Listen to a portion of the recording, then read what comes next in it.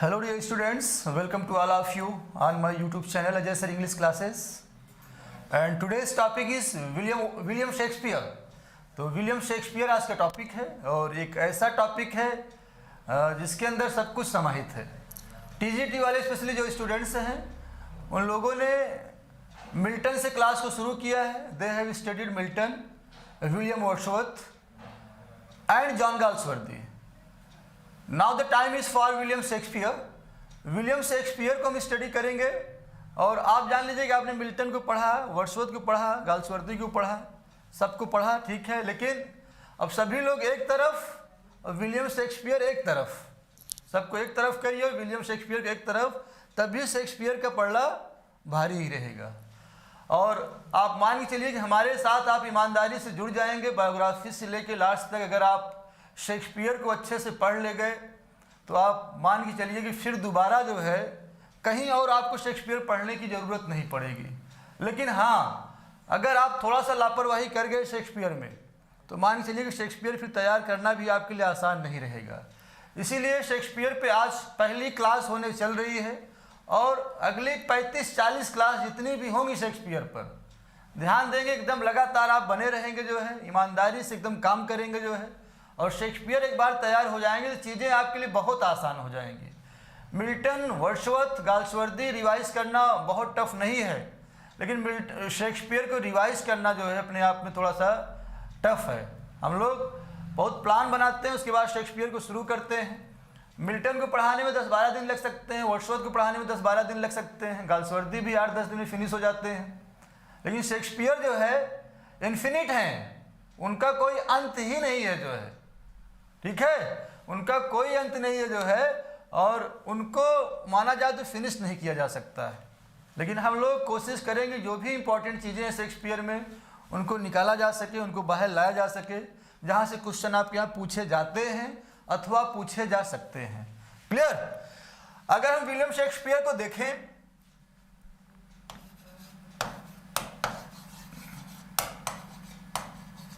William Shakespeare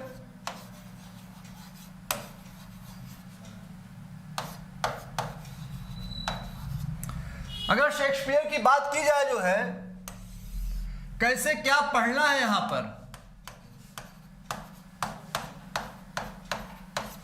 अगर हम बात करेंगे शेक्सपियर में क्या पढ़ना है, कैसे पढ़ना है, क्या हमारी प्लानिंग होगी, क्या हमारी स्ट्रेटजी होगी, तो हम लोग थोड़ा सा उस पर डिस्कस कर लेंगे, क्योंकि अपने आप में बहुत ही बड़ा टॉपिक है, बेहतरीन टॉपिक है। तो जो समय लेगा, टाइम लेगा, बहुत ही धैर्य और पेशेंस की ज़रूरत आपको पड़ेगी। पूरी तैयारी के दौरान जब शेक्सपियर हम पढ़ रहे होंगे तो बहुत ही धैर्य की ज़रूरत होगी, पेशेंस की ज़रूरत होगी आपको जो है, ठीक है, तब जाकर ये लंबी यात्रा आप पूरी कर पाएंगे जो है।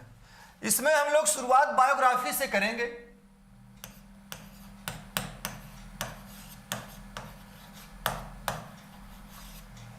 तो सबसे पहले बायोग्राफी से शुरुआत करेंगे हम लोग। बायोग्राफी के बाद हम लोग उनके phases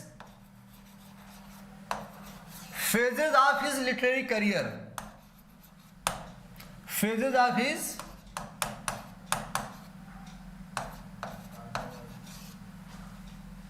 career,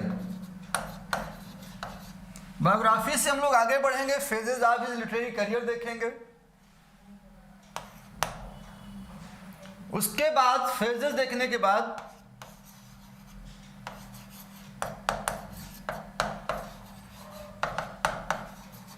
classification of his pledge,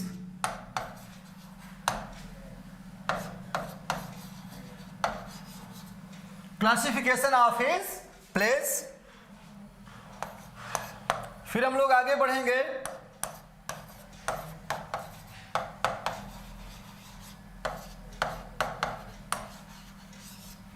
detailed study of his plays. सबसे पहले हम लोग बायोग्राफी देखेंगे, बायोग्राफी देखने के बाद phases of his literary career, उनके लिटरेरी करियर को डिवाइड करेंगे, फिर क्लासिफिकेशन करेंगे उनके प्लेस का, देन आफ्टर डिटेल्ड स्टडी शुरू करेंगे उनके प्लेस का जो है। जो क्लासिफिकेशन करने के बाद यहाँ डिटेल्ड स्टडी शुरू करेंगे और डिटेल्ड स्टडी में उनके एक एक प्ले को उठाया जाएगा और हर एक प्ले का एक एक प्ले को उनके उठाया जाएगा और हर एक प्ले का जो है उसकी जो भी डेट है, उस पर जो भी डाउट्स हैं उसको हम लोग डिस्कस करेंगे। डाउट्स को डिस्कस करने के बाद उस प्ले की जो है सेटिंग कहाँ पर है जो है, या सोर्स और सेटिंग, उस प्ले का सोर्स क्या है, उस प्ले की सेटिंग, उस प्ले के इंपॉर्टेंट कैरेक्टर्स, उस प्ले के इंपॉर्टेंट कैरेक्टर्स और उसकी सिनोप्सिस, उस प्ले की सिनोप्सिस समरी भी हम लोग जानेंगे, और उसके फीचर्स, उस प्ले के फीचर्स क्या कैरेक्टरिस्टिक्स हैं, उसकी क्या विशेषताएं हैं, कॉमेडी है, ट्रेजेडी है, हिस्टोरिकल प्ले है, प्रॉब्लम प्ले है, ट्रेजी कॉमेडी, क्या टर्म उसके लिए यूज हो रहा है, उस और बहुत सारी चीज़ें उसके बारे में जो है यहाँ पर हम देखेंगे। जो है फीचर्स देखने के बाद जो है हम लोग लाइंस देखेंगे। लाइंस या जिसको आप स्पीचेस कह सकते हैं, स्पीचेस हम देखेंगे जो है, यानी एक प्ले जो है जिस पे date, source, setting, character, synopsis, features और लाइंस। तो लाइंस तो स्पेशली जो हमने निकाला है और डिस्कस करेंगे, उनके 16 प्लेस की लाइंस हैं जो है, 16 प्लेस की लाइंस हैं जिसको हम लोग डिस्कस करेंगे जो है। और भी जो कुछ प्लेस हैं बाकी date, source, setting, character, synopsis, features, तो उनके लगभग सभी प्लेस को हम लोग डिस्कस करेंगे जो है। और उसमें फीचर्स में कोई बहुत फेमस लाइन है जो है किसी माइनर प्ले की, तो वहाँ लिखा दी जाएगी जो है। लेकिन 16 प्लेज ऐसे रहेंगे जो इंपॉर्टेंट प्लेज हैं, जिनकी लाइंस हम लोग अच्छे से देखेंगे। तो ये आपका जो चौथा पोर्शन होगा detailed study of his plays, ये काफ़ी टाइम लेगा जो है, लंबा समय लेगा। बायोग्राफी बहुत टाइम नहीं लेगी, phases of his literary career ये भी बहुत टाइम नहीं लेगा। क्लासिफिकेशन कर ले जाएंगे, डिटेल्ड स्टडी, उसके बाद जब हम लोग पहुँचेंगे यहाँ टाइम लगेगा, यहाँ पर समय लगेगा। धैर्य बनाए रखना है सबसे ज़्यादा यहीं पर। हालांकि यहाँ आनंद भी आएगा, एक एक प्ले आप एंजॉय करेंगे, उसकी स्टोरी वगैरह देखते चलेंगे, तो आप यहाँ पर एंजॉय भी खूब करेंगे। जब डिटेल स्टडी कर लेंगे उनके प्लेस की, तो उसके बाद हम लोग आ जाएंगे उनकी लॉन्गर पोएम्स पर।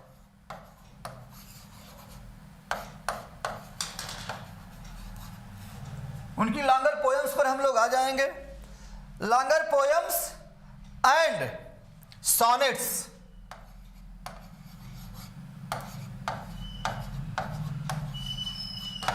लॉन्गर पोएम्स एंड सॉनेट्स, उनकी लॉन्गर पोएम्स एंड सॉनेट्स उसके बाद हम लोग देखेंगे। और फिर फाइनली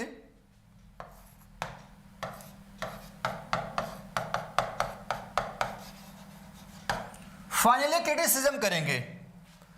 क्रिटिसिज्म फाइनली लास्ट में किया जाता है। जैसे आप कोई मूवी देख रहे होते हैं और मूवी देखने के बाद फिर जो है वहाँ से निकलते हैं, तो उसके बारे में आपके व्यू आते हैं कि यार मूवी अच्छी थी, खराब थी, ये सीन आपको अच्छा लगा, बोर हो गए, ऊब गए, कुछ न कुछ आप बोलते जरूर हैं उसके बारे में। सबसे खराब आलोचक वो होता है जो मूवी देखते समय ही आलोचना शुरू कर देता है। धैर्य रखना चाहिए, पेशेंस रखना चाहिए, और जो भी आपके माइंड में है उसको थोड़ा सा किनारे करके किसी चीज़ को पूरा देखना चाहिए। उसके बाद फिर आलोचनाओं का दौर शुरू होता है, अच्छी है कि बुरी है जो है। पूरा Shakespeare biography, phases, classification, detail study, longer poem, sonnet, सब कुछ करने के बाद जो है हम लोग क्रिटिसिज्म पे पहुंचेंगे। और जब क्रिटिसिज्म पे पहुंचेंगे तो वहाँ शेक्सपियर के बारे में किसने अच्छा कहा है, किसने बुरा कहा है, क्या कैसे कहा गया है, सारी चीज़ें वहाँ हम लोग देख कर समझ कर उसके बाद मानेंगे कि शेक्सपियर फिनिश हुई है। फिनिश तो ये कभी नहीं होंगे, मैंने बताया कि इन्फिनिट हैं, लेकिन फिर भी माना जाएगा, हम लोग मानेंगे कि हम लोग अपनी प्रिपरेशन के पॉइंट ऑफ व्यू से, तैयारी के पॉइंट ऑफ व्यू से उतना काम कर चुके हैं जितना हमारे लिए ज़रूरी है। हालांकि प्रोग्रेसिव चीज़ें हरदम रहेंगी जो है, टेस्ट पेपर वगैरह के माध्यम से कुछ चीज़ें नई यहाँ पर आपको मिलती ही रहेंगी। ठीक है, तो शेक्सपियर पर, विलियम शेक्सपियर पर बायोग्राफी से हम लोग शुरुआत करते हैं। बायोग्राफी, उसके बाद हम लोग phases, classification, detailed study, longer poems, detailed study में लाइंस भी आपकी आ जाएंगी, लॉन्गर पोएम्स एंड सॉनेट्स जब देखेंगे तो यहाँ सॉनेट्स की लाइंस आ जाएंगी, और फिर क्रिटिसिज्म। तो पहली हेडिंग है हमारी biography. Let us see the biography of William Shakespeare. तो बायोग्राफी पे हम लोग आते हैं।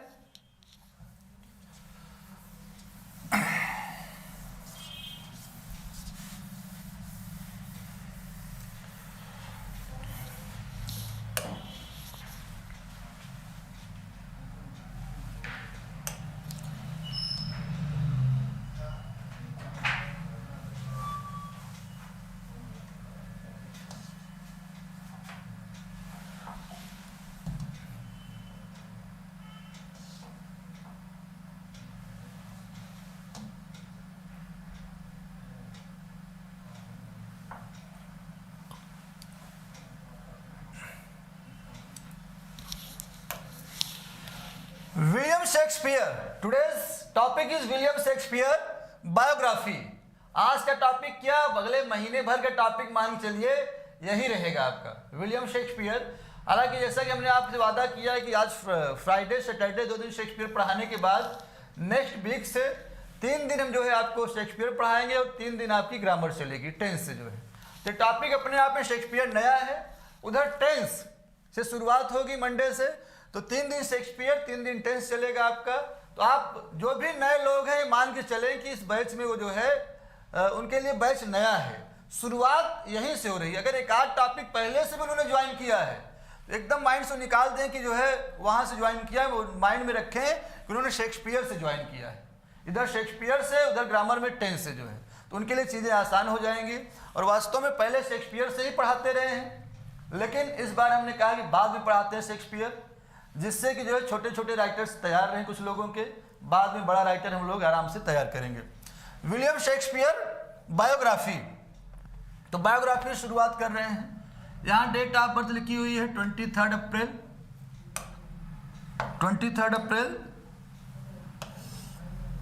1564, 23 अप्रैल 1660, यानी जिस दिन पैदा हुए हैं आगे चल के आप पाएंगे कि उसी दिन जो है उसी डेट को उनकी डेथ भी हो रही है, जो है उसी डेट को उनकी डेथ भी हो रही है। बायोग्राफी हम लोग देखते हैं और जो कंट्रोवर्सी है इनकी डेट ऑफ बर्थ पर उसको हम लोग डिस्कस करेंगे। यहाँ पर विलियम शेक्सपियर वाज बैप्टाइज्ड, यहाँ बॉर्न की बात नहीं हुई है,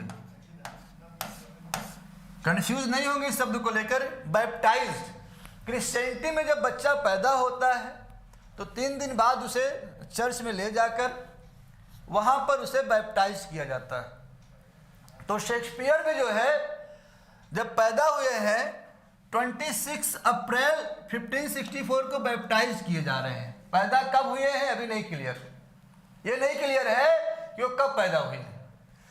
26 अप्रैल 1564 को शेक्सपियर बैप्टाइज किए जा रहे हैं अपने जो टाउन है वहाँ की चर्च में, जिसका नाम था Holi Trinity church. Holi Trinity church के रिकॉर्ड में ये मिलता है कि 26 अप्रैल 1564 को 26 अप्रैल 1564 को कोई बच्चा बैप्टाइज्ड हुआ, विलियम शेक्सपियर, इसका नामकरण हुआ विलियम शेक्सपियर। इससे ये अंदाजा निकाला गया कि 3 दिन पहले चलते हैं। विलियम शेक्सपियर का अगर जन्मदिन मनाना है, हैप्पी बर्थडे मनाना है, तो आइए 3 दिन पहले चलते हैं।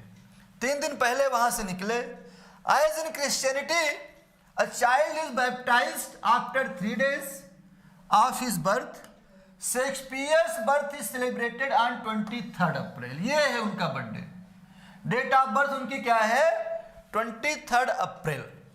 अगर आपके यहाँ क्वेश्चन पूछ ले, easy question, Shakespeare was baptised on, तो बिल्कुल कंफ्यूज नहीं होंगे, बैप्टाइज्ड पूछे 26 अप्रैल 1564, और अगर बर्थ पूछे कब पैदा हुए थे 23 अप्रैल।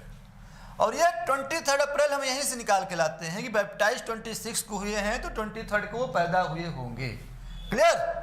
तो उनकी डेट ऑफ बर्थ जो सेलिब्रेट की जाती है वो डेट है 23 अप्रैल। क्लियर? और इसी डेट को which is also famous as Saint George day. अगर ऐसे क्वेश्चन बन जाए तो थोड़ा स्टैंडर्ड हो जाएगा जो है। Shakespeare's birth is celebrated on 23 April which is also famous as Saint George day. इसी दिन जो है सेंट जॉर्ज डे मनाया जाता है 23 अप्रैल को। His birth place is, Shakespeare's birth place, इस पे भी बहुत कंफ्यूजन रहता है लोगों को कि शेक्सपियर के बर्थ प्लेस क्या है, कहाँ पैदा हुए थे वो जो है। That is Stafford upon Evan, Stafford upon Evan. कुछ लोग कहते हैं कि स्टेटफोर्ड ऑन एवान है, स्टेटफोर्ड ऑन एवान कहीं कहीं मिलता भी है, लेकिन एक्चुअल जो है स्टेटफोर्ड अपॉन एवान है।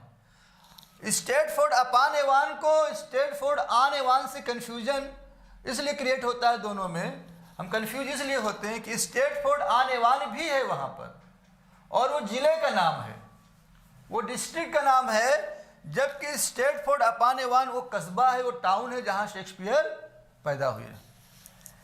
अ town in the country of Warwickshire. ये स्ट्रेटफोर्ड अपॉन एवान क्या है? अ टाउन, एक टाउन है, इन द कंट्री ऑफ, किस क्षेत्र में, किस एरिया में, ऑफ वारविकशायर, वारविकशायर में जो है। क्वेश्चन ये भी पूछा गया है स्ट्रेटफोर्ड अपॉन एवान पर, और क्वेश्चन ये भी पूछा गया है कि this Stratford the town is situated in Warwickshire. कहाँ पर है? वारविकशायर में। ध्यान देंगे कि स्ट्रेटफोर्ड अपॉन एवान ही उनके टाउन का नाम है, स्ट्रेटफोर्ड ऑन एवान नहीं। स्ट्रेटफोर्ड ऑन एवान डिस्ट्रिक्ट का नाम है, जिले का नाम है, और ये उनके कस्बे का नाम है स्ट्रेटफोर्ड अपॉन एवान।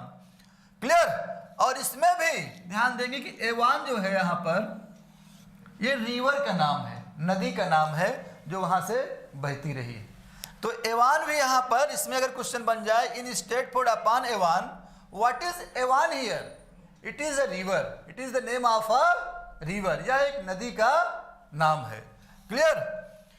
यहाँ आपने देखा शेक्सपियर बैप्टाइज हो रहे हैं 26 अप्रैल 1564 को, यानी पैदा कब हो रहे हैं? 23 अप्रैल को, 3 दिन पहले जो है 1564 में, 1564 में।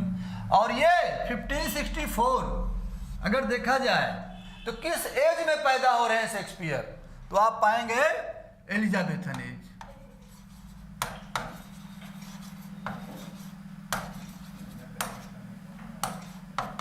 एलिजाबेथन एज, ये भी क्वेश्चन आपके यहाँ पूछा गया है, बहुत टफ क्वेश्चन नहीं माना जाएगा जिन्होंने पढ़ा है। Shakespeare was born in, Shakespeare is known as an Elizabethan dramatist, he was born in Elizabethan age. तो एलिजाबेथन एज से भी जो है एक क्वेश्चन ही निकला हुआ है सीधा सीधा, बहुत टफ क्वेश्चन नहीं कहा जाएगा, लेकिन फिर भी जानना जरूरी है कि वो एलिजाबेथन एज में पैदा हुए थे। He was born in Elizabethan age में, उसी एज में काम भी कर रहे हैं, उसी एज में भी, उसी एज में जैसे 1590 के आगे क्रॉस कर रहे हैं तो काम कर रहे हैं। एज तो आपकी आगे तक चल रही है, 1558 से शुरू हो रही है, तो ये 1603 तक चल रही है, यानी 1603 तक जो है शेक्सपियर अपना क्लाइमेक्स पा चुके हैं लगभग, देखा जाए तो बहुत फेमस हो चुके हैं 1603 तक जो है। क्लियर? तो यहाँ पर आप देख रहे हैं 1564 में एलिजाबेथन एज में पैदा हो रहे हैं वो, 26 अप्रैल को बैप्टाइज्ड हुए हैं, ना कि पैदा हुए हैं, पैदा हुए हैं वो 23 अप्रैल को जो है। इसी दिन सेंट जॉर्ज डे मनाया जाता है। शेक्सपियर पैदा हुए हैं स्ट्रेटफोर्ड अपॉन एवान में, उनके कस्बे का नाम है जो कि वारविकशायर में है, और स्ट्रेटफोर्ड अपॉन एवान में एवान एक रिवर, एक नदी का नाम है। क्लियर? उम्मीद है क्लियर ही होगा जो है।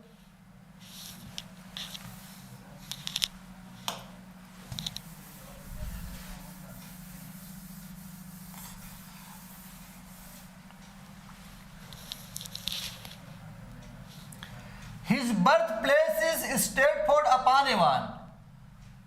उनका जो बर्थ प्लेस है वो क्या है? Stratford upon Evan, a town in the country of Warwickshire, while the name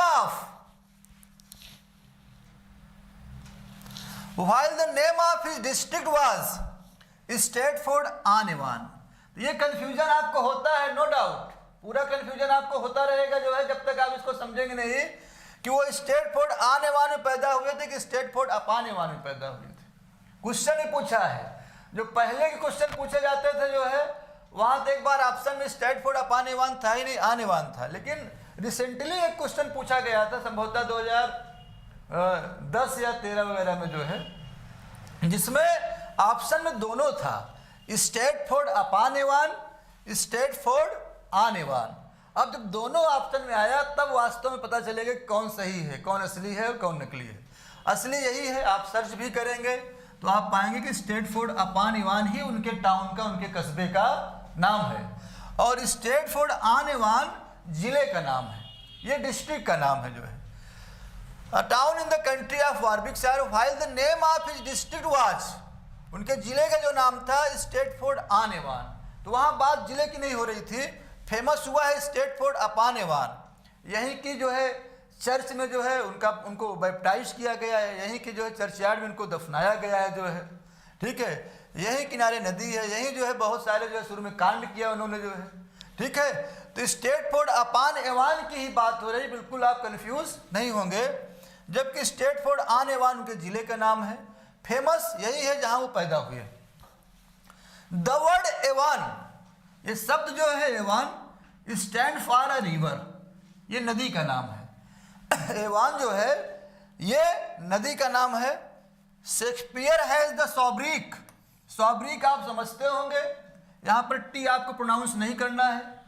Shakespeare has the sobriquet, sobriquet means nickname, sobriquet means nickname. तो शेक्सपियर को यही पैदा होने की वजह से सॉब्रिक मिल गया, निक नेम मिल गया। क्या मिल गया? The bard of Avon. Shakespeare को क्या कहा जाता है? The bard of Avon. तो ये भी क्वेश्चन पूछा जा सकता है।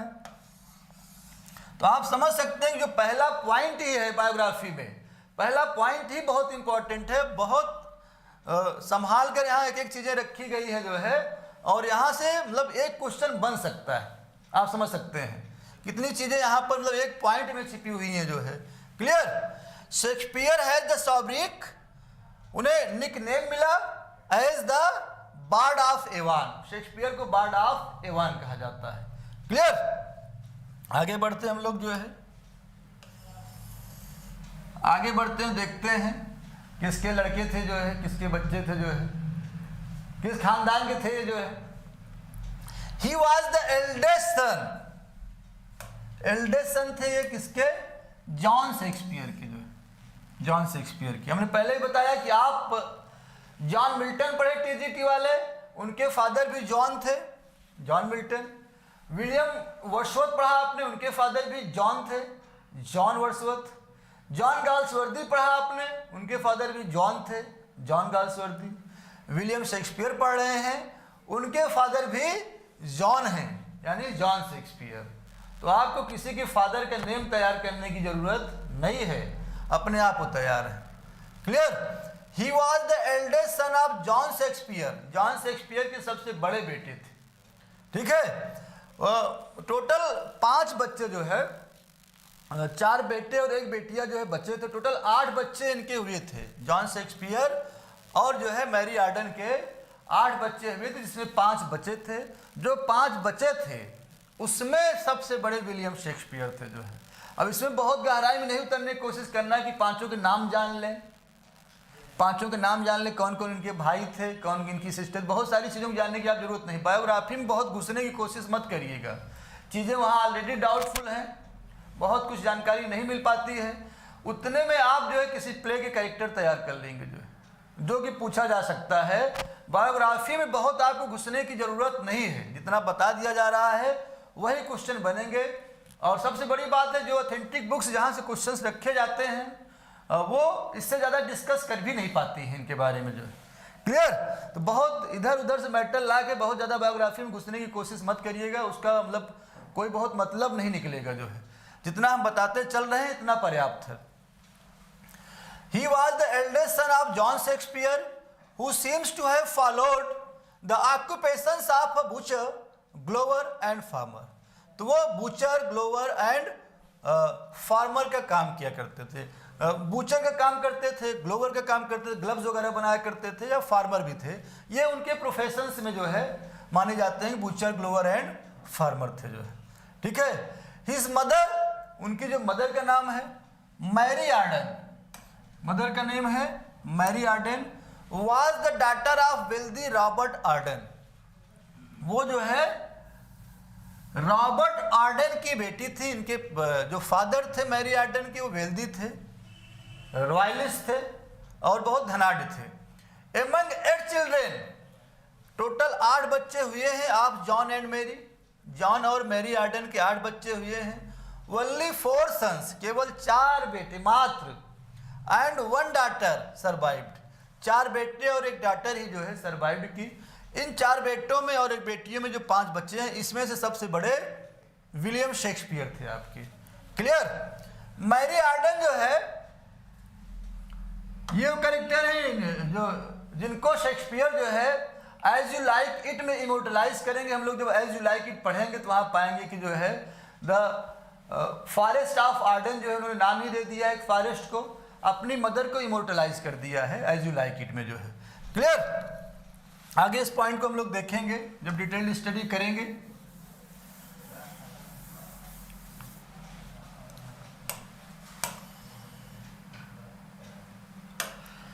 तो हम इनके हमने डेट ऑफ बर्थ देखा, कहाँ पैदा हुए थे, इनके पेरेंट्स कौन कौन थे जो है, और उसके बाद हम आ जाते हैं कि इन्होंने पढ़ाई लिखाई कुछ किया था कि नहीं किया था, जो पढ़ने उढ़ने गए थे कि नहीं गए थे। तो शेक्सपियर देखिए बहुत ज़्यादा पढ़े लिखे नहीं थे, जो बहुत ज़्यादा पढ़ाई लिखाई नहीं किए जो है। बेन जॉनसन जो इनके बहुत बड़े एडमायरर, उन्होंने खुद कहा जो है ही learned small Latin and less Greek, बहुत ज़्यादा वो पढ़ाई नहीं कर पाए हैं। Clear clear. तो इस तरीके से जो है आप पा सकते हैं यहाँ पर कि एजुकेशन उनकी बहुत मिनिमम रही है जो है। हाँ, लेकिन जो है जो प्रैक्टिकल विजडम रहा है, जो नॉलेज रहा है उनके अंदर जो है वो भरपूर रहा है, वो बहुत रहा है। The records for the education of Shakespeare are lost, खो चुके हैं, नहीं मिलते हैं। एंड इट सीम्स, ऐसा लगता है that he may have attended, उन्होंने अटेंड किया होगा। जो संभावनाएं बताई जाती हैं, लोग आंकड़े कहीं न कहीं ढूंढ ढाल के लाते हैं, उसके आधार पर संभावनाएं बताई जाती हैं कि उन्होंने ग्रामर स्कूल अटेंड किया था, अपने टाउन का, अपने कस्बे का ग्रामर स्कूल उन्होंने अटेंड किया था। शायद probably king Edward 6 grammar school, संभवतः उसका नाम था किंग एडवर्ड 6 ग्रामर स्कूल, वो भी शायद फ्रॉम 1571 टू 1578, वो भी शायद 1571 से 1578 के बीच में, शायद संभावना जताई जा रही है। पहले शब्द लगा दिया गया प्रोबेबली, शायद उन्होंने कुछ पढ़ा था थोड़ा बहुत। वेयर ही लर्नड, और इस स्कूल में उन्होंने सीखा था, पढ़ाई किया था थोड़ा बहुत। As Ben Jonson says affirmed, जैसा कि बेन जॉनसन ने अफर्म्ड किया है, सुनिश्चित किया है, small Latin and less Greek. ये भी क्वेश्चन पूछा जाता है, पूछ लिया जाता है, who said about Shakespeare he learned small Latin and less Greek. तो बेन जॉनसन ने, मतलब उन्हें जो ऐसा नहीं बहुत निगेटिव अप्रोच लेके चल रहे हैं। बेन जॉनसन कहना है कि पढ़ाई कम किए थे, पढ़े कम थे शेक्सपियर, लड़े ज़्यादा थे। तो वो जो है बता रहे हैं कि learned small Latin and less Greek, वहाँ जो है थोड़ा बहुत उन्होंने पढ़ाई किया था। Here Shakespeare would have studied Latin authors, संभवतः यहाँ शेक्सपियर ने पढ़ा होगा कुछ लैटिन ऑथर्स को, जैसे सेनेका है, सिसेरो है, ओविड है, वर्जिल हैं, होरेस हैं। क्योंकि बाद में जब शेक्सपियर अपने प्लेज लिख रहे हैं तो इन्हीं लोगों के जो वर्क्स हैं वहीं से स्टोरी जो है प्लॉट निकाल के ला रहे हैं, धीरे से प्लॉट निकाल के ला रहे हैं। लेकिन प्लॉट निकाल के लाने का मतलब आप ये नहीं समझेंगे कि शेक्सपियर चोर ही है। प्लेजियरिज्म का उन पर जो है आरोप लगता है, लिटरेरी थेफ्ट का आरोप लगता है। लेकिन अगर शेक्सपियर को देखा जाए कि अगर चोरी कर भी रहे हैं तो आप ऐसे समझिए जैसे मधुमक्खी होती है और आप शहद खाना चाह रहे हैं, आप शहद खाना चाह रहे हैं, बाजार में गए डाबर हनी खरीद लाए जो है, लेकिन शेक्सपियर मधुमक्खी के समान है। वो जा रहे हैं किसी बगीचे में, किसी फुलवारी में, किसी खेत में जहाँ पर फूल लगे हुए हैं, उस फूल पर बैठ रहे हैं, वहाँ से जो है रस निकाल रहे हैं और लाकर हमारे सामने उसको परोस रहे हैं, हमारे सामने उसको रख रहे हैं जो है। तो शेक्सपियर अगर कुछ चुरा भी रहे हैं, कुछ ला भी रहे हैं कहीं से, तो मधुमक्खी के समान ला रहे हैं जो है। जैसे मधुमक्खी जो है रस को लेकर आती है जो है, एकदम नेचुरल वे में जो है सारा काम वो कर रहे हैं जो है। तो शेक्सपियर ने थोड़ा बहुत यहाँ पढ़ाई किया होगा, लैटिन ऑथर्स को स्पेशली पढ़ा होगा, तभी तो Seneca, Cicero, Ovid, Virgil, Horace आदि के स्टोरीज से जो है वहाँ से जो है कुछ मैटर लाते हैं, यानी अपने प्लॉट को जो है कंस्ट्रक्ट करने के लिए वहाँ से सहारा लेते हैं जो है। Clear. From home he borrowed many of the plots of his place, बहुत सारे प्लेस की प्लॉट वहाँ से उन्होंने बारो किया, उधार लिया है। क्लियर। तो पढ़ाई इनकी हो गई, पढ़ाई बहुत हल्की फुल्की रही, ऐसे पढ़ाई लाइफ में हो तो मज़ेदार होती है जो है। तो हल्की फुल्की यहाँ पढ़ाई रही। तो पढ़ाई के बाद अगला काम है जो है बच्चे की शादी करा दी जाए जो है। पढ़ाई के बाद जो है अगर बच्चे की शादी करा दी जाए जो है तो बच्चा बहुत खुश हो जाता है। लेकिन यहाँ बच्चा शादी करना नहीं चाह रहा था, बच्चा यहाँ शादी करना ही नहीं चाह रहा था, लेकिन उसकी शादी ज़बरदस्ती करा दी जाती है जो है। और शादी जबरदस्ती से करा दी जाती है कि बच्चे ने कुछ कांड किया था जो है। आइए देखते हैं क्या कर बैठे थे शेक्सपियर यहाँ पर। 18 साल के थे Shakespeare, he was only 18 years old. 18 साल के थे जो है, मेच्योर हुए थे जो है, और उसी समय उनकी शादी करा दी जा रही है। उनकी जो है एक महिला एनी हैथवे से जो है उनका अफेयर हो गया था, अफेयर हो गया था या फिजिकल रिलेशनशिप में थे, जो भी रहा हो।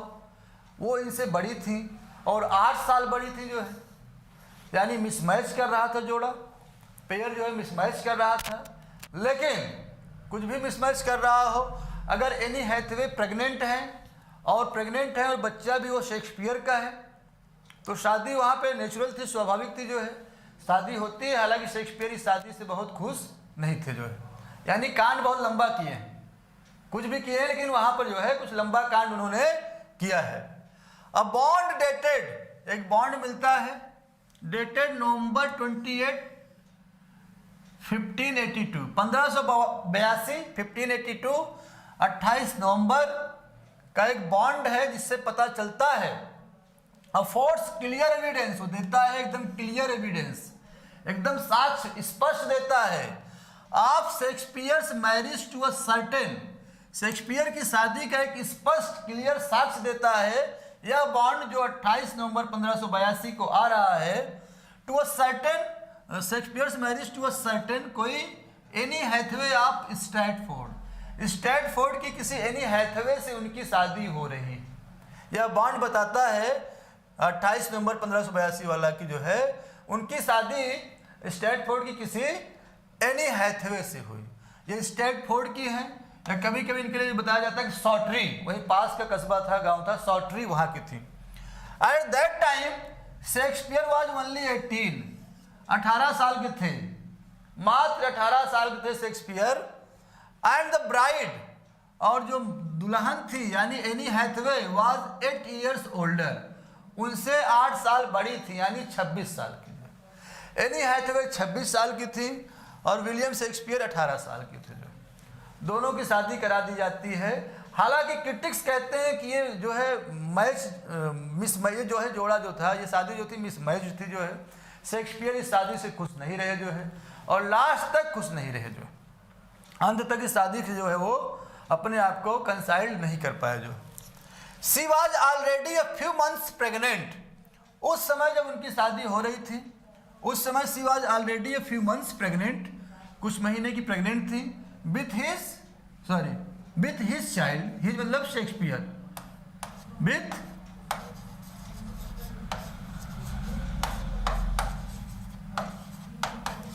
With Shakespeare's child.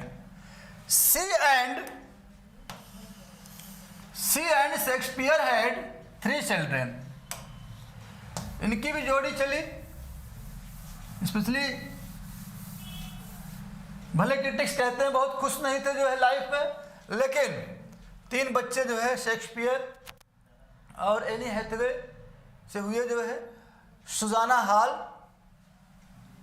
हाल और ट्विंस थे हेमनेट, शेक्सपियर एंड जूडिथ केनी। तो जो बेटा था एक इनका हेमनेट, आगे आप पाएंगे 1596 में इसकी डेथ हो जाती है, हेमनेट की डेथ हो जाती है। सुसाना हाल और जूडिथ, सुसाना और जूडिथ जो इनकी बेटियां थी जो है, ये जो है बनी रही जो है। हेमनेट डाइड इन 1596, हेमनेट की डेथ हो जाती है 1596 में, फ्रॉम एन अननोन काज, किसी कारणवश जो है हेमनेट की डेथ हो जाती है। और कहीं ना कहीं शेक्सपियर के लिए जो है ये एक दुख का जो है, सैडनेस का जो है कारण भी बनता है जो है। 1596 के बाद धीरे धीरे शेक्सपियर जो है थोड़ा सा दुखी होना शुरू हो जाएंगे। दुखी होंगे तो जो अंदर दर्द होगा वो दर्द बाहर भी निकलेगा। आप पोइट्री लिख रहे हैं, आप ड्रामा लिख रहे हैं, तो दर्द वहाँ भी दिखेगा जो है। तो धीरे धीरे जो है इसके बाद जो है शेक्सपियर के ऊपर जो ग्लूम आएगा या उनके अंदर जो सारोनेस आएगा वो उनके वर्क में भी दिखेगा जो है, ट्रेजेडीज के रूप में।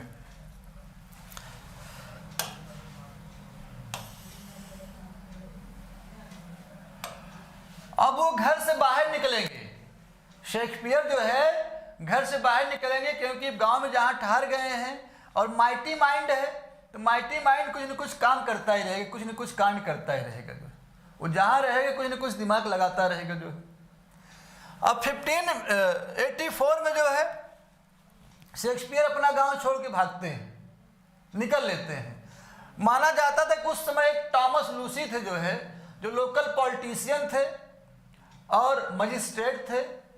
उनके बगीचे में, उनके पार्क में शेक्सपियर ने एक हिरन को मार दिया था, एक हिरन को मार दिया था या चुरा लिया था, संभवतः मार ही दिया था माना जाता है, जिसकी वजह से इनको सजा सुनाई जा रही थी, इनको दंड दिया जाना था। और वहाँ से निकल लिए जो है, और वहाँ से निकल लिए, कहाँ गए, किधर गए, क्या किए, कुछ नहीं पता।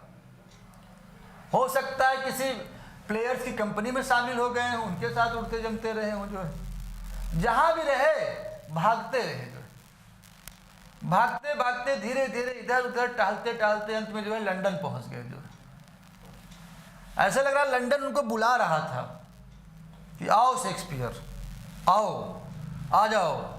शेक्सपियर लंदन पहुंच रहे हैं और उसके बाद फिर जो कुछ हो रहा है उसी वजह से हम शेक्सपियर को यहाँ पर पढ़ रहे हैं, अदरवाइज पढ़ने की ज़रूरत ना पड़ती। जो है और ऐसा नहीं कि जो है शेक्सपियर को हम पढ़ रहे हैं तो शेक्सपियर ने कुछ हल्का फुल्का काम किया है। हमें पढ़ना ही होगा शेक्सपियर को। अगर हमें लिटरेचर पढ़ना है, लिटरेचर के बारे में जानना है, तो हमें शेक्सपियर को पढ़ना ही होगा। शेक्सपियर को निकाल दिया जाएगा लिटरेचर से तो लिटरेचर जो है अपंग महसूस होगा, अपाहिज महसूस होगा। जो है तो निकाला भी नहीं जा सकता है। शेक्सपियर ने इतना काम किया है, उन्हें पढ़ना ही होगा। हमें देखते हैं 1584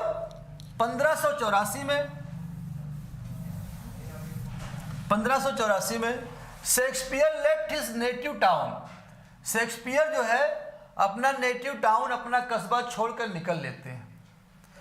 Shakespeare was found guilty of dear poking और डियर स्टीलिंग। उन्होंने हिरन का शिकार कर दिया था या उसे चुराया था। संभवतः उन्होंने शिकार ही किया था। कहाँ से? In the garden Charlecote Hall. जिस बगीचे से उन्होंने चुराया था, जिस गार्डन से, पार्क से उन्होंने जो है, पार्क में जो है हिरन को चुराया था या उसको मारा था, वो था शार्लकोट हॉल। और ये पार्क किसका था? सर टॉमस लूसी का। It was of sir Thomas Lucy. ये सर टॉमस लूसी का पार्क था। और इन्हीं के बगीचे से जब हिरन चुराया है, उसको मार दिया उन्होंने जो है, तो जो है शेक्सपियर को जब ढूंढा जाने लगा कि इन्हें सजा दी जाएगी, तो वहाँ से निकल लिए। जो है निकल तो लिए, लेकिन माइटी माइंड और स्पेशली एक पोएट, एक ड्रामेटिस्ट, वो कैसे भूल सकता है किसी घटना को। जो है सर टॉमस लूसी जो है वो दिमाग से निकले नहीं। जो है सर टॉमस लूसी जो थे, ये शेक्सपियर के दिमाग से निकले नहीं। आगे आप पाएंगे जब हम लोग डिटेल्ड स्टडी करेंगे तो हेनरी फोर्थ शेक्सपियर का प्ले है पार्ट 2, और एक प्ले है the Merry Wives of Windsor. इन दो प्लेस में एक जज साहब यहाँ भी हैं, एक जज साहब जस्टिस शैलो यहाँ पर है। और आप पाएंगे कि जस्टिस शैलो पे जो कमेंट कर रहे हैं इन दो प्लेस में, कौन कौन से? हेनरी फोर्थ पार्ट 2 और the Merry Wives of Windsor में। तो आप पाएंगे कि जो कमेंट कर रहे हैं सर जस्टिस शैलो में, इन दोनों प्लेस में एक कैरेक्टर हैं जस्टिस शैलो। उन पे जो कमेंट कर रहे हैं शेक्सपियर, तो आप समझ लीजिएगा कि जो है सर टॉमस लूसी पे ही कमेंट कर रहे हैं। क्लियर? आप सर टॉमस लूसी ही रेडिक्यूल्ड लूसी फैमिली। लूसी फैमिली को उन्होंने रेडिक्यूल किया है, मजाक उसका उड़ाया उन्होंने। कहाँ पर? इन हिज 2 प्लेस, अपने 2 प्लेस में। हेनरी फोर्थ पार्ट 2 में and the Merry Wives of Windsor. और किस प्ले में?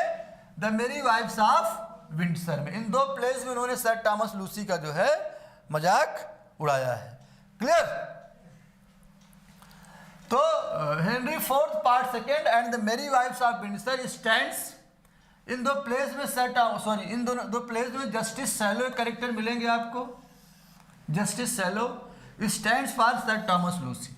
और जब जस्टिस शैलो मिल जाए तो आप अपने माइंड में रख लीजिएगा कि कोई और नहीं है, वही हैं सर टॉमस लूसी हैं, जिनके बगीचे में जो है जाकर शेक्सपियर ने हिरन को मारा था या चुराया था। A local magnet. Sir Thomas Lucy कौन थे? Local magnet. जो लोकल पॉलिटिशियन थे, जो अपने तरफ लोगों मतलब फेमस थे उस समय, जो है वहाँ पर लोकल मैग्नेट थे, लोगों को अपनी तरफ आकर्षित किए थे, फेमस थे पॉलिटिशियन के रूप में। एंड मजिस्ट्रेट, और मजिस्ट्रेट भी थे जो है। क्लियर? तो ऑलरेडी मजिस्ट्रेट हैं, कोई फरमान जारी कर सकते थे, शेक्सपियर को भागना पड़ा उस समय जो है, लेकिन छोड़ा नहीं शेक्सपियर ने उनको, छोड़ा नहीं। कहा मजिस्ट्रेट साहब आपको जो है कहीं ना कहीं जो है रखेंगे अपने किसी न किसी प्ले में। 2 प्ले में उन्होंने उनको स्थान दिया, हेनरी IV पार्ट 2 में, the Merry Wives of Windsor में। अब दोनों प्लेज आप पढ़ेंगे तो वहाँ पर हम लोग जब पढ़ेंगे प्लेज को तो वहाँ चर्चा करेंगे कि यही हैं वो भाई साहब जिनकी बात हो रही है। क्लियर? चलिए आगे बढ़ते हैं हम लोग।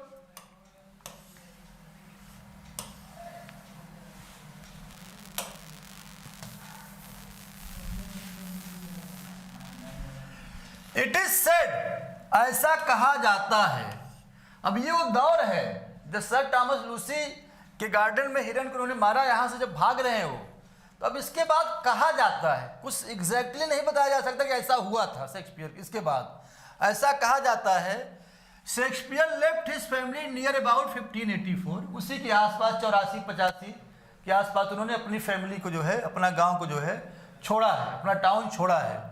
देन, और उसके बाद, इसके बाद, इस घटना के बाद फिर अंटिल 1592 तक कुछ नहीं पता चलता है। Almost everything is blank here, कुछ भी नहीं पता चल रहा है शेक्सपियर यहाँ पे क्या कर रहे हैं। बाद में हम अंदाजा लगाएंगे 1592 के बाद, स्पेशली 1592 में एक यूनिवर्सिटी विट थे जो है रॉबर्ट ग्रीन, उन्होंने जो है एक ग्रोट्सवर्थ ऑफ विट एक पंपलेट लिखा जो है, उसमें शेक्सपियर का जिक्र कर दिया जो है। रॉबर्ट ग्रीन एक यूनिवर्सिटी विट थे जो है, 1592 में उन्होंने एक पंपलेट लिखा ग्रोट्सवर्थ ऑफ विट, उसमें शेक्सपियर का जिक्र किया, शेक्सपियर के ही प्लेस की लाइंस की पैरोडी किया उन्होंने जो है, और उनके लिए एक फ्रेज यूज किया, N upstart crow. Robert Greene ने कहा कि he was an upstart crow, और ये भी कहा कि वो जो है हमारे पंखों से, हमारे फेदर से, हमारे पंखों से, हमारी ब्लैंक वर्ड्स का यूज करके फड़फड़ाने की कोशिश कर रहा है, बहुत सारी चीज़ें हमारे यहाँ से चुरा रहा है और फड़फड़ाने की कोशिश कर रहा है, और उसको लग रहा है कि उतना बम्बास्ट कर सकता है जैसा कि हम यूनिवर्सिटी विट्स करते हैं। ठीक है, तो वहाँ पर जब वो चर्चा कर रहे हैं तो एकदम स्पष्ट हो रहा है, क्लियर हो रहा है, कोई शेक्सपियर इस समय जो है बहुत तेज़ी से राइज कर रहा है। रॉबर्ट ग्रीन के इस स्टेटमेंट से, इस पंपलेट से क्लियर हो रहा है कि कोई व्यक्ति यहाँ इसमें बहुत तेज़ी से लंदन में राइज कर रहा है। वो प्ले राइट भी है, शायद एक्टर भी है, क्योंकि उन्होंने खुद कहा कि वो जो है he is jack of all trades but expert in none. वो सोचता है कि वो सब कुछ कर लेगा लेकिन किसी चीज़ में वो एक्सपर्ट नहीं है। इन सब बातों से पता चल रहा है कि रॉबर्ट ग्रीन जीलस हैं किसी व्यक्ति को लेकर जो शेक्सपियर हैं, विलियम शेक्सपियर जिनका नाम है, उनको लेकर रॉबर्ट ग्रीन जीलस हैं। वो हमारे जैसा लिखने की कोशिश करा लेकिन उसकी हिम्मत नहीं, हमारे जैसा लिख नहीं पाएगा वो। हालांकि बाद में रॉबर्ट ग्रीन को इसके लिए माफ़ी ही मांगनी पड़ती है, गलत बोल बैठे जो है, क्योंकि बाद में आप देखिए टाइम स्पेस जो होता है सारी चीज़ों को डिफाइन कर देता है जो है। आज कितने साल हो गए हैं जो 1564, उसके बाद लगभग 400 साल बीत चुके हैं, उसके बावजूद भी हम लोग शेक्सपियर को जो है आराम से पढ़ रहे हैं जो है।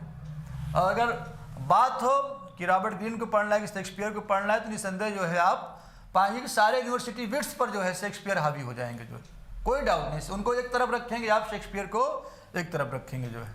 भले उस समय करंट टाइम में जो है कोई बहुत फेमस रहा हो जो है तत्काल में उस समय जो है, लेकिन टाइम बताता है, टाइम जस्टिफाई करता है कौन कितना महान है जो है। कोई 10 साल, कोई 20 साल के लिए जो है छाया हुआ है लोगों के बीच में, कोई 10 साल 20 साल के बाद छाना शुरू कर रहा है, कोई सदियों तक भुलाया नहीं जा सकता है। शेक्सपियर ऐसे हैं जो सदियों तक भुलाए नहीं जा सकते हैं जो है। क्लियर? तो 1592 तक कुछ नहीं पता चलता है जब तक कि कोई यूनिवर्सिटी विट हैं रॉबर्ट ग्रीन जिनका जिक्र नहीं करते। When he reappears as a rising actor, so it is said that Shakespeare left his family near about 1584, then until 1592, 1592 तक कुछ भी पता नहीं चलता है। When he reappears as a rising actor, और 1592 में पता चलता है कि एक कोई जो है रीअपियर हो रहे हैं वो राइजिंग एक्टर के रूप में। शेक्सपियर डिसअपियर्स फ्रॉम व्यू, ये बीच में इसको हटा दें इस क्लास को और देखें आप जो है कि near about 1584, then until 1592 Shakespeare disappears from view. 1592 तक शेक्सपियर एकदम डिसअपियर हो चुके हैं, दिखाई नहीं पड़ रहे हैं। ठीक है, 1592 में राइजिंग एक्टर के रूप में दिखाई पड़ रहे हैं, प्ले राइट के रूप में दिखाई पड़ रहे हैं। During this period he is said to have wandered. इस पीरियड में ये 84 से 92 के बीच में कहाँ रहे होंगे, क्या किए होंगे। माना जाता रहा कि he is said to have wandered, भटकते रहे थ्रू द कंट्री, गांव के क्षेत्रों में घूमते रहे जो है, कंट्री देश नहीं ग्रामीण एरिया की बात हो रही है। फाइनली कमिंग टू लंदन, और धीरे धीरे घूमते घूमते वो लंदन पहुंच गए। Where he performed various duties, और लंदन पहुंच उन्होंने बहुत सारे काम किए जो है, बहुत सारे काम किए जो है, और नाटक कंपनी वगैरह से जुड़े जो है, घोड़ों को जो रखा जाता है स्टेबल वगैरह वहाँ पर काम किया उन्होंने जो है, गेट कीपर वगैरह काम कर रहे हैं, और फाइनली एक्टर का काम करना शुरू कर दे रहे हैं फिर। और जब सारी चीज़ें उन्होंने रीड कर लिया तो प्लेज भी लिखना शुरू कर दिया उन्होंने जो है, और बेहतरीन बेहतरीन फिर प्लेज लिखना शुरू कर दिया। And finally joined Burbage's company of players, और फिर वहाँ उन्होंने फाइनली इधर उधर भटक कर उसके बाद Burbage's company of players join कर लिया, जिसको जो कि also known as the theatre. ये जो बर्बजेस कंपनी ऑफ प्लेयर्स थी, ये जो है द थिएटर के रूप में फेमस थी, जहाँ पर ये परफॉर्म करती थी। Which includes Lord Chamberlain's man, जिसमें लॉर्ड चैम्बरलेन मुख्य थे।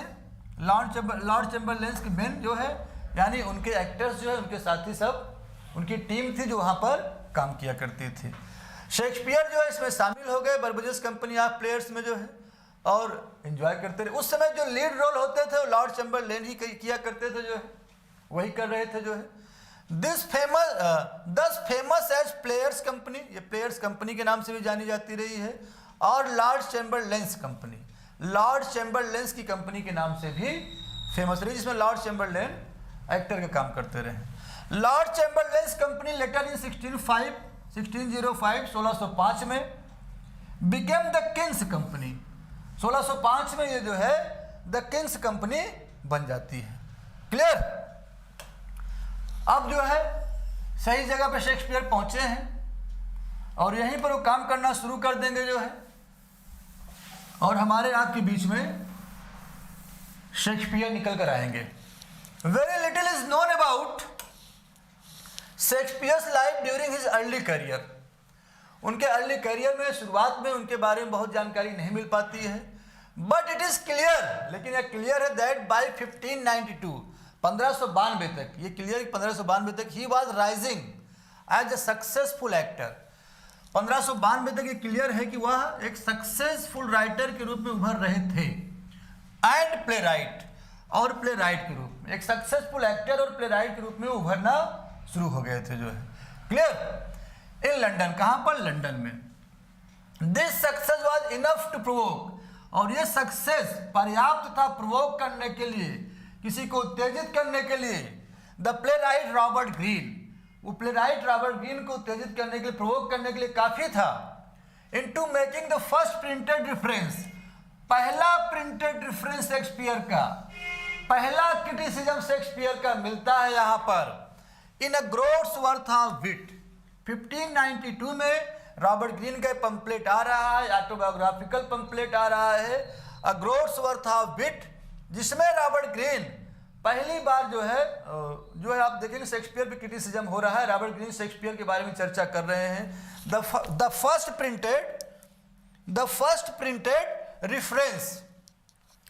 Printed reference in a groats worth of wit and autobiographical pamphlet. तो यहाँ से क्वेश्चन खूब पूछा जा रहा है आपके यहाँ, इस पॉइंट से जो है क्वेश्चन बन रहा है यहाँ पर कि रॉबर्ट ग्रीन उन्होंने ऑटोबायोग्राफिकल पंपलेट लिखा है, ग्रोट्स वर्थ ऑफ विट, जो कि पहला प्रिंटेड रेफरेंस है शेक्सपियर के। पहली बार 1592 में पता चल रहा है कि शेक्सपियर भी कोई है, कुछ करने की कोशिश कर रहे हैं। In which he mentions an upstart crow, अपने इस ऑटोबायोग्राफिकल पंपलेट में रॉबर्ट ग्रीन बात कर रहे हैं एन अपस्टार्ट क्रो की, जो कि कोई और नहीं शेक्सपियर ही है, शेक्सपियर ही है, जो कि बहुत तेजी से उठने की कोशिश कर रहे हैं। In his own conceit, only dot dot करके बहुत कुछ लिखा है उनके बारे में, नहीं डोंट कंसीडर ओनली शेक्सपियर, उनके शब्द को ही तोड़ा जा रहा है यहाँ पर, शेक्सपियर के शब्द को तोड़ा जा रहा है, और उसमें जो है सेक सीन इन अ कंट्री, तो वहाँ पर आप स्टार्ट करो बता रहे हैं, जो कि यूज कर रहा है सेक सीन, तो उन्हीं को जो है पैरोडी करने की कोशिश कर रहे हैं इन अ कंट्री। तो यहाँ पर रॉबर्ट ग्रीन ने पहली बार जो है, या किसी क्रिटिक ने पहली बार, किसी व्यक्ति ने पहली बार जो है प्रिंटेड रेफरेंस दिया है शेक्सपियर का, कि शेक्सपियर भी कोई व्यक्ति हैं और कुछ करने की कोशिश करें, हालांकि नेगेटिव वे में, बहुत ही नेगेटिव वे में यहाँ पर शेक्सपियर के लिए जो है पहला क्रिटिसिज्म रहा जो है, ठीक है। तो महान लोगों को बहुत सारे क्रिटिसिज्म झेलने पड़ते हैं, पहला क्रिटिसिज्म इस शेक्सपियर पर जो है बहुत ही नेगेटिव रहा। आगे बढ़ते हैं हम लोग।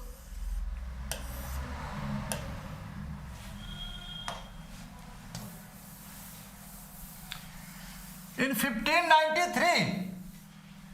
1593 Venus and Adonis was published।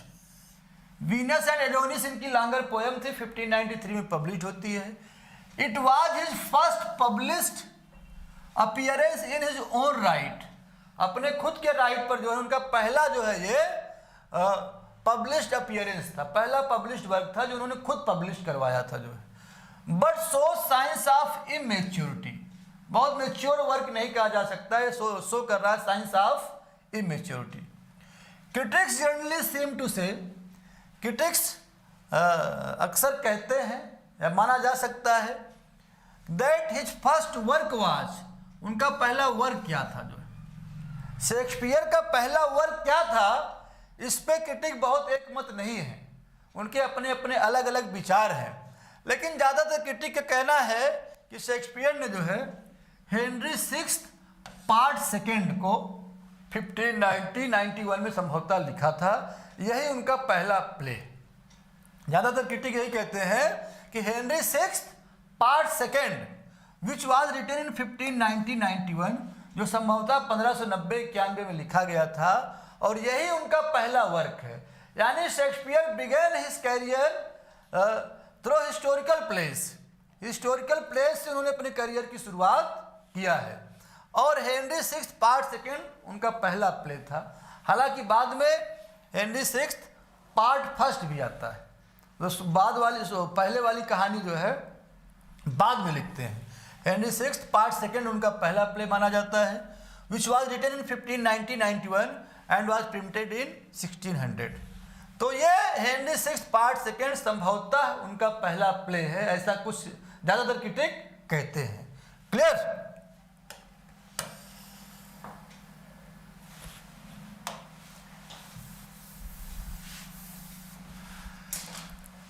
इन 1597 हम धीरे धीरे और शेक्सपियर रईस हो रहे हैं, पैसा आना शुरू हो रहा है, प्लेस वगैरह उनके जो है उन्होंने लिखना शुरू किया, परफॉर्म्ड होना शुरू हो गए जो है, लोग उनको पसंद करना शुरू कर दिए जो है, ठीक है, बहुत सारे पैटर्न हो गए जो है। और उसके बाद फिर जो है शेक्सपियर जो है अपने कस्बे में स्ट्रेटफोर्ड अपॉन एवान में, वहाँ पर एक प्यारा सा घर खरीदते हैं, उस कस्बे का सबसे बेहतरीन घर था जो है। In 1597 he bought new place, new place उनके हाउस का नाम था जो है, new place, the largest house in the town of Stratford. Stratford में जो है उन्होंने न्यू प्लेस नामक एक हाउस लिया जो है, जो कि बहुत ही शानदार, वहाँ सबसे बड़ा जो है घर था वो जो है। इससे पता चल रहा है कि शेक्सपियर के पास पैसा आ चुका है, घर बन गया है, यानी पैसा जो है बढ़िया घर बना है, इसका मतलब पैसा इन्होंने कमा लिया है। इन 1599 में due to dispute with landlord, landlord जो जमींदार थे, जो मालिक थे, जमीन के मालिक थे, जहाँ पर ये लोग परफॉर्म कर रहे थे, बर्बजेस कंपनी ऑफ प्लेयर जहाँ परफॉर्म कर रही थी, वहाँ डिस्प्यूट हो गया। बर्बजेस सन्स रिचर्ड बर्बेज, तो जो बर्बेज के बेटे थे रिचर्ड बर्बेज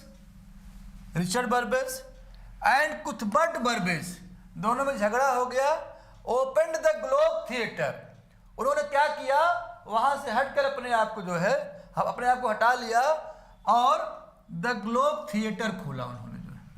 जब ग्लोब थिएटर खोला तो शेक्सपियर को भी उसमें हिस्सेदार बनाया उन्होंने जो है, with the share of 4 players, 4 players को भी उसमें शामिल किया, उनको भी हिस्सेदार बनाया, इंक्लूडिंग शेक्सपियर, जिसमें शेक्सपियर भी शामिल थे जो है। द ग्लोब थिएटर जो कि आपका 1599 में जो है बिल्ट हो रहा है, ओपन हो रहा है, उसमें शेक्सपियर भी हिस्सेदार बनते हैं। क्लियर? इन 1601 में his father died and in 1608 his mother died. 1601 में फादर चले जाते हैं, 1608 में मदर चली जाती हैं। 1601 के पहले 1596 में बेटा चला गया था, तो पूरा एनवायरनमेंट ग्लूमी हो गया है। This was the time of his great tragedies. और यही आप देखें 1600 के बाद से जो है 1606 तक, 8 तो नहीं है लेकिन 6 तक जो है वो जो है उनकी जो है ग्रेट ट्रेजेडीज भी आ रही हैं। क्लियर? इन 1611 में हिज लास्ट प्ले, 1611 में बहुत सारे उनके वर्क्स आए हैं जिनको हम लोग डिस्कस नहीं करें, बहुत बार उनके नाम आएंगे, हर प्ले को हम लोग डिस्कस करेंगे ही। बहुत सारी इंपॉर्टेंट पोएम्स उनकी, उनको डिस्कस करेंगे, सॉनेट बहुत सारी उनकी देखेंगे ही, तो उनको बहुत यहाँ बीच में डिस्कस नहीं किया गया है, आगे हम लोग डिस्कस करेंगे। In 1611 his last play the Tempest was written. उनका अंतिम प्ले जो था द टेम्पेस्ट, अंतिम, लेकिन इसको कहा जाएगा द टेम्पेस्ट को last complete play. The Tempest was last complete play, was written and performed. This year he sold his share in the Globe theatre. और इसी साल ग्लोब थिएटर में अपना हिस्सा बेच दिए और बेच कर निकल लिए वहीं जहाँ से जो है आए थे। And left London for his village. अपने विलेज या टाउन के लिए उन्होंने जो है लंदन को छोड़ दिया, अपने गांव जो है वापस अपने कस्बे में वापस लौट गए जो है। क्लियर? इन 1613 और 1613 में शेक्सपियर उधर बेच के गए, इधर 1613 में the Globe theatre cot fire, उसमें आग लग जाती है। होता क्या है 1613 में जो है ग्लोब थिएटर में एक प्ले, इनका जो लास्ट प्ले था हेनरी एट्थ, हालांकि लास्ट प्ले द टेम्पेस्ट है, हेनरी एट्थ क्या है फिर लास्ट अनकम्प्लीट प्ले। ये जो था प्ले कंप्लीट नहीं था, it was last incomplete play. ये प्ले कंप्लीट नहीं था, इसको बाद में जो है फ्लेचर ने कंप्लीट किया था। तो इस प्ले को परफॉर्म किया जा रहा था और जब परफॉर्म किया जा रहा था उस समय वहाँ आग लग जाती है। Clear? During this time his last unfinished play Henry eighth was being perform. उस समय यही प्ले परफॉर्म किया जा रहा था तो ग्लोब थिएटर में आग लग जाती है। एक दो पॉइंट और है, इसको आज क्लियर कर लेते हैं, बायोग्राफी फिनिश कर देते हैं, जिससे कि जो है कल उसके आगे हम लोग क्लास को शुरू करें।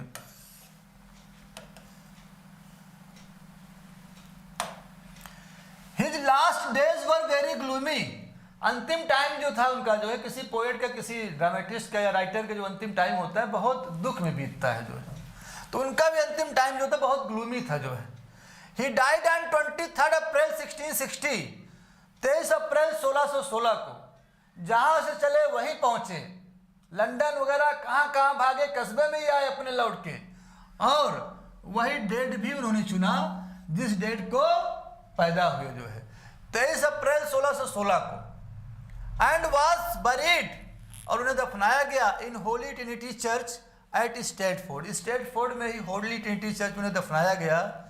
लेटर बाद में दफनाया उन्हें वहीं गया है स्टेटफोर्ड अपॉन एवान में ही, लेकिन बाद में एक मेमोरियल स्टैचू उनकी बनाई गई जो है टू हिम, उनकी was erected at Poets' Corner Westminster एबे।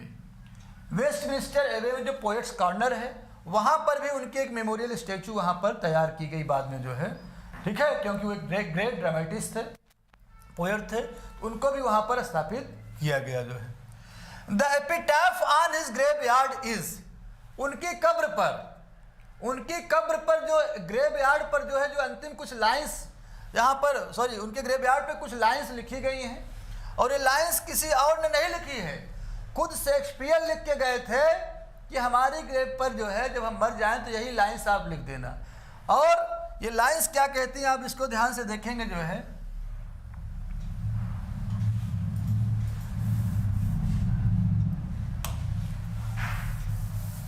लाइंस क्या रही हैं, good friends for Jesus sake for beer.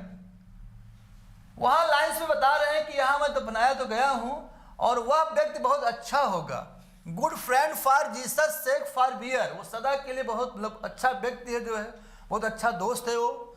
To dig the dust enclosed here, यहाँ जिसने गड्ढा खोदा, जिसने कब्र खोदी और मुझे यहाँ पर लाकर दफनाया, वो कितना अच्छे व्यक्ति होंगे, वो सब बहुत अच्छे दोस्त हैं। For Jesus sake. Blessed be the man, और उस आदमी को मैं ब्लेस्ड आशीर्वाद दे रहा हूँ, उसे शुभकामनाएं दे रहा हूँ। दैट स्पेयर्स दीज स्टोन्स, इन पत्थर्स को जहाँ यहाँ पे रखा गया है, इनको अगर बचा देता है, संभाले रखता है, तो उसको मैं ब्लेसिंग्स दे रहा हूँ कि मेरे कब्र को छेड़खानी नहीं करता है, इसको संभालता है, तो मैं उसे ब्लेसिंग्स दे रहा हूँ। और क्या कर रहे हैं, एंड कस्ट बी ही, और मैं उसे श्राप दे रहा हूँ, उसे मैं श्राप दे रहा हूँ। And cursed be he that moves my bones, जो मुझे यहाँ से हटाने की कोशिश करेगा उसको मैं कर्स दे रहा हूँ, श्राप दे रहा हूँ। जो है ये अपने आप में डॉगरल है। क्या है ये? डॉगरल है। डॉगरल क्या होती है? Low and cheap comedy, low and cheap comedy. तो अपने आप में जो है ये दुर्भाग्यपूर्ण भी है, हालांकि मजेदार लगा होगा आपको, लेकिन दुर्भाग्यपूर्ण है। कितना बड़ा ड्रामेटिस्ट इतनी हल्की फुल्की लाइन जो है अपने कब्र के लिए लिख कर जा रहा है जो है, ठीक है। तो ये डॉगरल है, शेक्सपियर ने इसको खुद लिखा है। क्लियर? इन हिज विल, जब मरे तो उनकी विल को पढ़ा गया, जो उनकी वसीयत को पढ़ी गई जो है। अच्छा, वसीयत भी उन्होंने कब किया था? मुश्किल से 20-22 दिन पहले जो है, मार्च 25, 1660 में जो है, 1616 में 25 मार्च को उन्होंने जो है वसीयत किया था जो है, और 16 अप्रैल को उनकी डेथ हो रही है जो है। तो मुश्किल से 20-21 दिन पहले उन्होंने वसीयत किया था। Shakespeare left most of his property to his daughter, ज़्यादातर अपनी डॉटर के लिए वो छोड़ कर गए, सुसाना के लिए। Whereas his wife Anne, जो उनकी वाइफ एनी हैथवे थी, रिसीव्ड, उन्होंने क्या रिसीव्ड किया? Not much more than the second best bed, बहुत ज़्यादा कुछ उनको नहीं मिला जो है, और वो कंसीडर कैसे की गई हैं? द सेकेंड बेस्ट बेड के रूप में उनको कंसीडर किया गया है। लास्ट पॉइंट है आपका,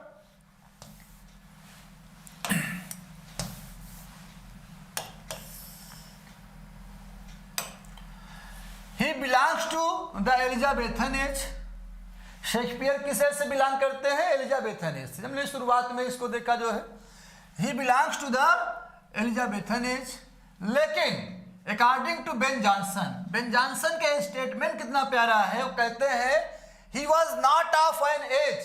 शेक्सपियर किसी एज के नहीं है, किसी एक एज में उनको बांध के नहीं रखा जा सकता।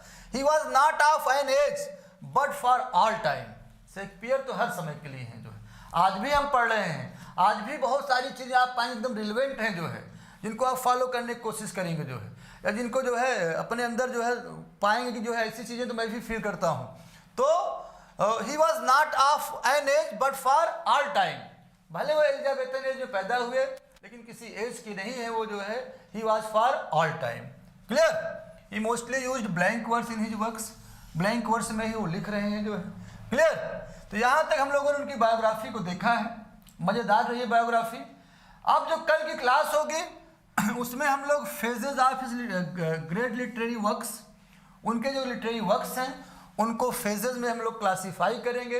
क्लासीफाई करने के बाद हम लोग आगे बढ़ेंगे, उनके प्लेस को क्लासीफाई करेंगे जो है, फिर हम लोग आगे डिटेल स्टडी पर पढ़ेंगे। तो आराम से पढ़ते रहिए, रिवाइज करते रहिए, काम करते रहिए जो है। कल हमारी आपकी मुलाकात